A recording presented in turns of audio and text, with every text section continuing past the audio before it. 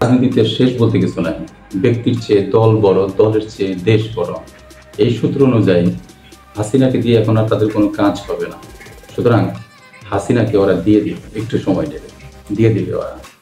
কেননা এখানে দেশের সাথে দেশের স্বার্থ, কিন্তু ওরা কিন্তু ছাড়বে না। আমরা যেটা মনে করতেছি যে আবার স্বাধীনতা পাবো, আইনের শাসন পাবো, এখানে ঘুষ দুর্নীতি চাঁদাবাজি বন্ধ হবে, এটা হবে না, এটা হবে না। কেননা আমরা দেখতেছি না, কিন্তু আমাদের বর্তমান যে উপদেষ্টা পরিষদ আছে, আমাদের সচিবালয় আছে, আর্মি, পুলিশ, নৌবাহিনী, বিমান বাহিনী, সব জায়গায় ওরা আছে। ওরা আমাদেরকে ছাড়বে না, কোনো না কোনোভাবে ওরা ঢুকেই থাকবে, ওরা ঢুকে থাকবে। আমাদের নাগরিক এখানে জন্মগ্রহণ করছে, বাংলায় কথা বলে, সব কিছু দেখুন বাঙালি, কিন্তু পথের এজেন্ট হয়ে কাজ করবে। ওরা কিনে ফেলবে, কাউকে না কাউকে কিনবে। ওরা নিজেরাও এখানে থাকবে, আবার আমাদের নাগরিককে ওরা কিনবে। আমাদেরকে কোনোভাবে ওরা শান্তিতে থাকতে দেবে না। এইখান থেকে মুক্ত হওয়ার জন্য যা প্রয়োজন সেটা হলো একজন নেতা।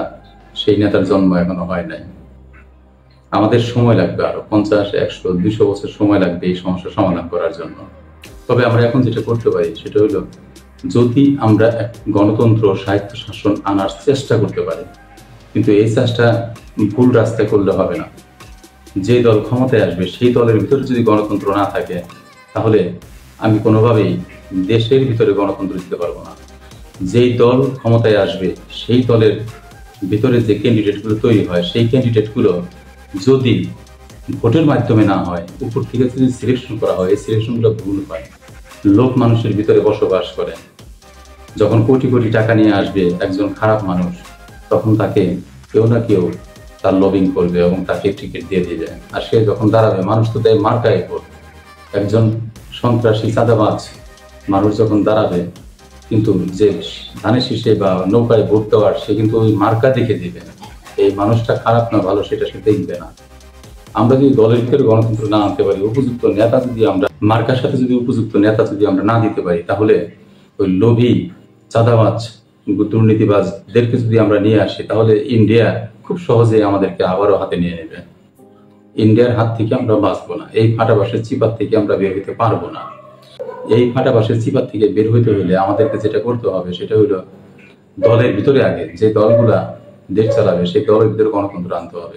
দলের ভিতরে গণতন্ত্র বললেই হবে না, একদম সংবিধানের ভিতরে, একেবারে সংবিধানের ভিতরে সুনির্দিষ্টভাবে উল্লেখ করতে হবে দলের দলের কার্যক্রম কিভাবে চালাবে, দলের নেতা কিভাবে সিলেকশন করবে। একদম নিচ থেকে উপর পর্যন্ত, চেয়ারম্যান পর্যন্ত ভোটের ভিতর দিয়ে সিলেকশন না, ইলেকশনের ভিতর দিয়ে। ওরা তো ইলেকশন চায়, দেশের মানুষ ভোট চায়, ইলেকশন চায়। একদম ইলেকশনের ভিতর দিয়ে নিচ থেকে উপর পর্যন্ত নেতা সিলেকশন হবে, তাহলে যদি উপযুক্ত নেতা পাওয়া যায়। এখন দেখা যাচ্ছে অনেক জায়গাতেই বিএনপির ভিতরে পিছনের সারিতে যারা আছে তারা দুর্নীতি করে না, তারা কিন্তু প্রতিবাদ শুরু করছে চাঁদাবাজির বিরুদ্ধে, সন্ত্রাসীর বিরুদ্ধে। কি অদ্ভুত ব্যাপার, এখনো তারা ক্ষমতায় আসে নাই। ক্ষমতায় আসার আগেই তারা চাঁদাবাজি শুরু করছে। ক্ষমতায় আসার আগেই তারা মানুষ যদি কথা বলতে নেয়, এইটা বললা কেন, দুইটা মাস শুরু করে গায়ের জোর তারা দেখানো শুরু করছে।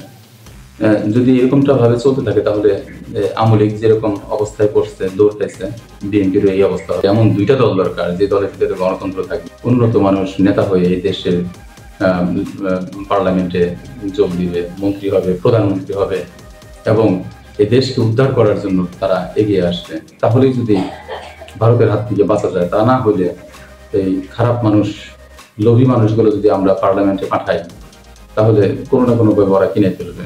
কোনোভাবেই আমরা এই দেশকে ভারতের আগ্রাসন থেকে আমরা রক্ষা করতে পারবো না। আমরা ফাটাবাসের চিপার ভিতরে পড়ে গেছি, এখান থেকে বের হওয়ার ক্ষমতা আমাদের নাই। আমরা বাঙালি, আমরা বাংলায় কথা বলি। কলকাতার বাঙালিরা, বাঙালি বাবুরা আমাদেরকে বন্ধু ভাবতে পারেন।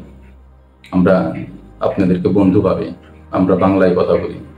ভাষার চেয়ে এই বড় কিছু নাই, ধর্ম স্থান পায় নাই। আমরা কিন্তু ধর্ম নিয়ে, ধর্মের আবেগ নিয়ে একবার দুইবার ধরা খাইছি, দুইবার আমরা শিক্ষা পাইছি। প্রথম যখন পাকিস্তানের সাথে আমরা মিশছি, ভাষাকে আমরা প্রাধান্য দিইনি, ধর্মকে প্রাধান্য দিচ্ছি, আমরা কিন্তু টিকতে পারি নাই।